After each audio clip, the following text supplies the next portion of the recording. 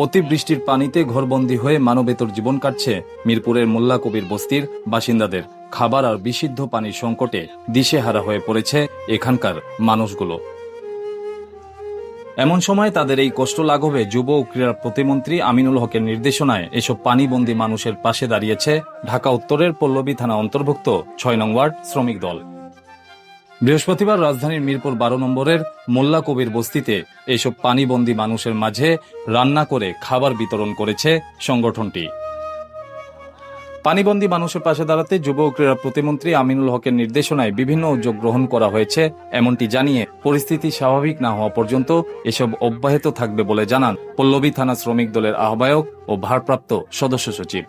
গণপ্রজাতন্ত্রী বাংলাদেশ সরকারের মাননীয় যুব ও ক্রীড়া প্রতিমন্ত্রী, পল্লবী রূপনগর মাটি ও মানুষের প্রিয় নেতা জনাব আমিনুল হক ভাইয়ের নির্দেশে পল্লবী থানা শ্রমিক দল এই পানিবন্দী অসহায় মানুষদের মাঝে আজকে আমাদের খাবার বিতরণ করছি। ৬ নং ওয়ার্ড শ্রমিক দল উপস্থিত আছেন আমাদের সাথেই। আর সবসময় পল্লবী থানা শ্রমিক দল অসহায় মানুষের পাশে থাকবে ইনশাল্লাহ। আমাদের অসংখ্য শ্রমিক তারা বসবাস করে এবং অন্যান্য যারা আছে বস্তিবাসী, তাদের আমাদের শ্রমিকদের উদ্যোগে তাদেরকে আজকে একবেলা খাবারের জন্য আমরা আয়োজন করেছি এবং এগুলো বিতরণ করছি।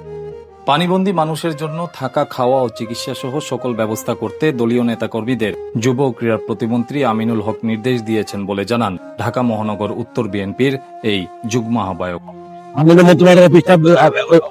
থাকার জন্য বলছে, পাশাপাশি আমাদের দুইটা স্কুলের কথা বলছে, নির্মাণধীন স্কুলে কাজ চলতেছে।